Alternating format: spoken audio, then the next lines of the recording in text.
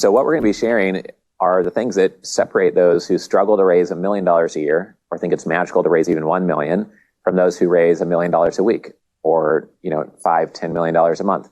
The things that people do when you're raising 10 million a month, the people who are doing that do a lot of things in common, and the people who are struggling to raise capital do a lot of things in common, but they're very different camps from each other. So we like to point out what is different. And again, you could ignore all this stuff and raise $1 billion if you have an amazing network, or if somebody backs you and opens up their whole distribution list to you and vets you, and if the founder of Blackstone becomes your anchor investor and travels with you on a roadshow, and you probably don't need anything I'm talking about here.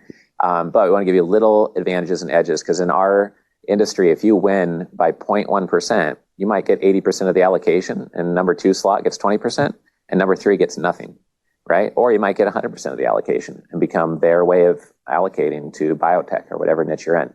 So it's not about winning by being 4 times as good. You just need to be 0.4% better. So you just want to keep on incrementally getting better all the time.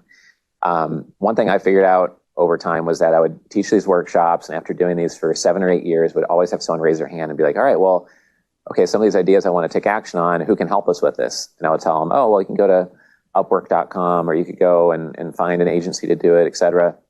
Eventually, we started having them use my internal marketing person and said, okay, well, let us just do the website for you, and you'll get our strategies embedded in the website, et cetera. When we had more than 3 to 5 clients start doing that, we upgraded who that person was, started hiring more, and then that's turned into pitchdex.com.